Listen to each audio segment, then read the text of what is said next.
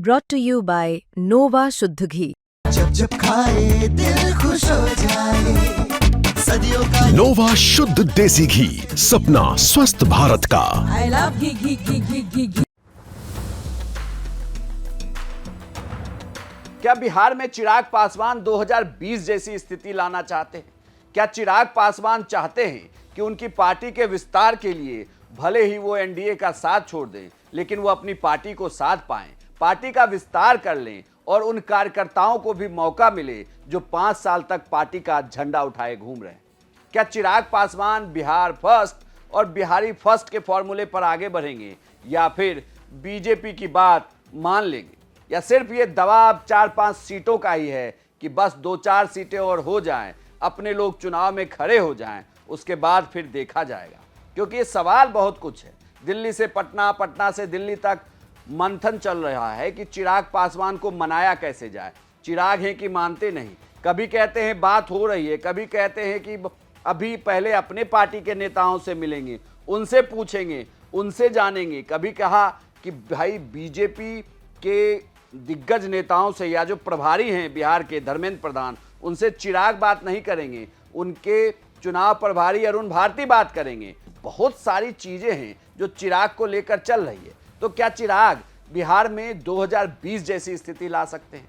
2020 में चिराग पासवान एनडीए से अलग होकर चुनाव लड़ गए। उस वक्त स्थिति ऐसी हुई कि चिराग पासवान के चुनाव लड़ने से जेडीयू को बहुत बड़ा नुकसान हुआ। नुकसान कि जेडीयू बिहार में तीसरे नंबर की पार्टी हो गई। चिराग पासवान की पार्टी महज 1 सीट जीत पाई, लेकिन चिराग पासवान ने जेडीयू को 25 सीटों पर लगभग हार का मुंह दिखा दिया।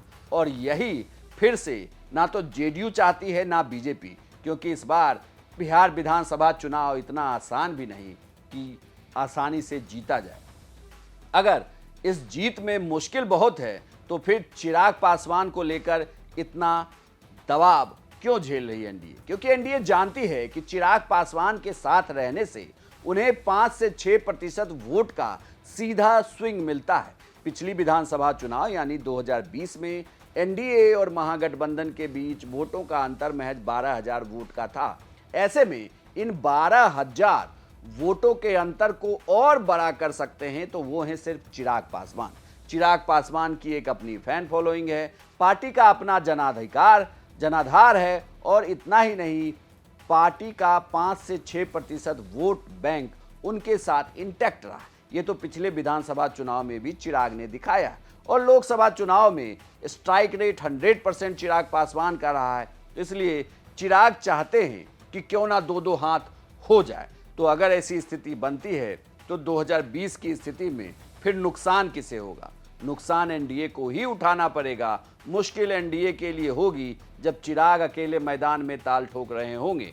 तो फिर क्या चिराग पासवान को मना लिया जाएगा, या चिराग इस बार फिर से दिक्कत करने वाले हैं एनडीए के लिए? मीटिंग का दौर जारी है, लगातार नेताओं की बातचीत चल रही है, मंथन ऐसा कि यहां से कुछ निकल जाए भले ही, लेकिन चिराग पासवान है कि उनकी सीटों की मांग अगर पूरी नहीं हुई तो राह अलग हो सकते हैं। ये कहा जा रहा है कि चिराग पासवान ने पहले 45 से 54 सीटों की मांग की, फिर चिराग पासवान ने 35 सीटों की मांग की है। भाई 35 तो मिलना चाहिए, लेकिन ये कहा जा रहा है कि चिराग 30 तक मान जाएंगे। और ये फॉर्मूला लोकसभा चुनाव जैसा ही फॉर्मूला है कि जितने सीटों पर जीते आप उससे 6 से गुना कर दीजिए, जो नंबर आए वो हमें दे दीजिए। लेकिन इस फॉर्मूले पर मुश्किल हो जाती है दूसरे गठबंधन के दलों को, क्योंकि बीजेपी और जेडीयू 100 से ज़्यादा सीटों पर चुनाव लड़ना चाहती है। तो क्या चिराग की बात मानकर उनके फॉर्मूले पर काम किया जाएगा, या चिराग सिर्फ प्रेशर पॉलिटिक्स कर रहे हैं कि उनकी बात मान ली जाए,